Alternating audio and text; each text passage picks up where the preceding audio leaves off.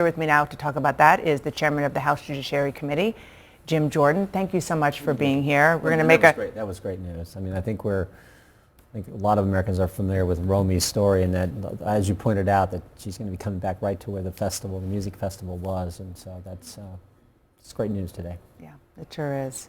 I'm going to make a bit of a hard turn to what we expect tomorrow, because we have a lot going on, including the inauguration of a president. And on that note, one of the many things that the president-elect promised that he would do was and is to pardon many of the January 6th rioters.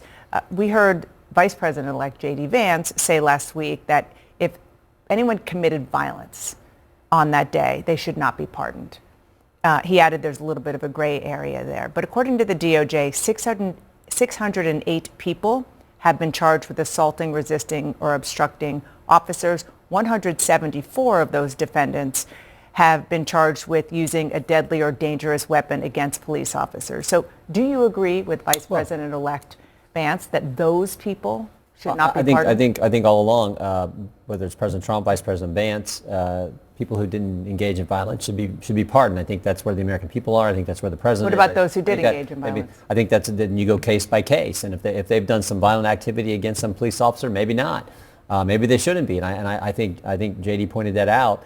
But I think the way pardons work, it's a power solely with the president, case by case, person by person, and the president has complete authority to pardon who he wants to pardon. But I think he's going to focus on the people who didn't commit any violence. I think certainly warrant a pardon. But I think on the 174 number you pointed out, I think he goes case by case and looks at those. But you will be okay if even one of those 174 is pardoned? The way our Constitution works, it's a power of the president. No, I know, the president but what's your was clear opinion about this. That's up to the president. If the president thinks that's warranted, he's the one who will look at the facts along with his counsel, along with the justice. They will look at all the facts, but then he will make the decision, and that's how it works in America. It's a power that is exclusively with the president of the United States. TikTok is now dark in the United States. The president-elect says he will save TikTok. You just heard his national security advisor tell me moments ago that it might mean something short of an actual sale, some kind of firewall to protect Americans' data. You voted for this ban. I did. Tough vote, but TikTok. In the end, if it's still owned by the Chinese, are you okay with that? Well, I think it seems to me if there's some other remedy than someone else purchasing TikTok who's not affiliated with the Chinese Communist Party, that you would have to have some kind of change in the law. And maybe that's where we need to go, as long as there are the safeguards in place. And I think that's what Mr. Walz was pointing out earlier. But right now, I mean, you go to the app, it says you can't get the app, but we're fortunate that President Trump is committed to working with us to find a solution. So I think everyone thinks this is going to get solved because you have the guy coming in tomorrow into the White House who knows how to get deals done, knows how to get things solved. So I'm confident in that.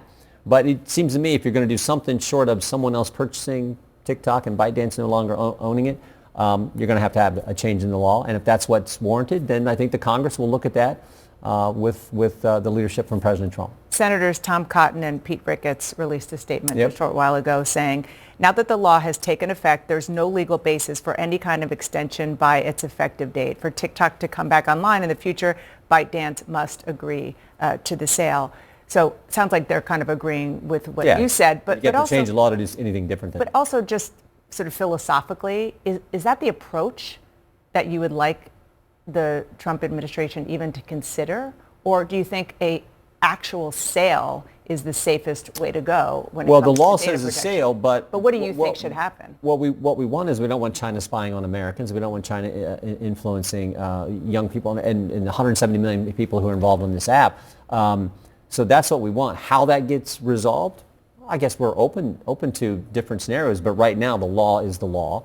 And of course, you got these companies abiding by the law. They don't want any type of liability concern they would have if they had allowed this app to continue. So, and are you okay with the pause?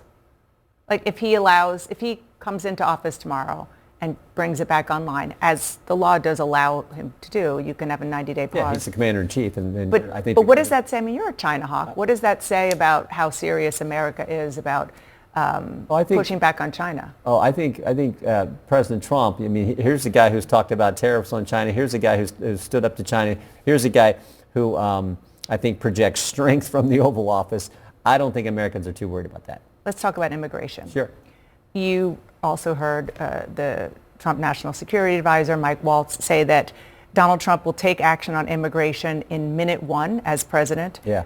His borders czar, Tom Homan, said the administration is now reconsidering whether to launch immigration raids in Chicago next week. There was a leak. It was reported that was going to happen.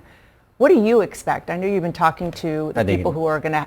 Yeah, I think a number of executive orders. I think there'll be one on on the wall. I think there'll be an executive order telling the State Department, Department of Homeland Security, get working on the Remain in Mexico policy. I think there'll be an executive order saying we're not going to release people into the country like the Biden administration did. People coming seeking asylum, they will be detained.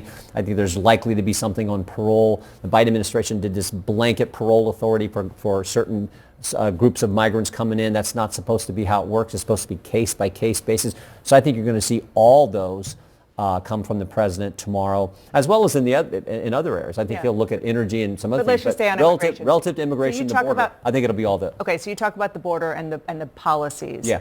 What about rooting out and finding and conducting raids to get the? Wait, I mean, look, we talked about this. Yeah, we talked about this before, Dana. It's ICE agents are going to say we're going to start with people who've done bad things. They're here as migrants. They've done bad things. We're going to start with those. Then we're going to look at the 1.3 But how quickly million. do you anticipate that happening, and at what scale? Oh, I hope right away, because that's what the American people voted on. This issue was front and center on November 5th. The American people spoke loudly and clearly. They want the border secure. They want people who broke the law, particularly ones who came here and did bad things. They want those people repatriated back to their native country. And then you go to the 1.3 million who've been in front of a judge, in front of a court, and the court has said, you do not qualify under our asylum laws. That's where Tom Homan is going to start, and I think that's exactly what the election was about, and appropriate and consistent with the rule of law. You and I spoke in November. I asked you if you would call Jack Smith to testify. You said that you hadn't decided, but it was on the table. Now his report has been released. He has stepped down. Will you call him to testify? We're still looking at all that. One of the things we are going to check into is one of his lawyers. I mean, this is just one of the many issues I think we need some answers to. But Jay Bratt, one of the guys who worked for him, went to a lawyer who was representing one of the defendants in the case, representing Walt Nauta, said to that lawyer, we didn't know you were a Trump guy. We thought you were interested in this judge position. You can't do those kind of things. So we're going to investigate that. We're going to look at a number of things Jack Smith didn't include in his report, like something that's happened since I was here in November. The 26 confidential human sources who were there on January 6, 2021, 17 within restricted space, 4 inside the Capitol. So you're not done. 2 were tasked to be there by the FBI. Yeah, because I think there are lots of answers, lots of questions that the American people want answers to.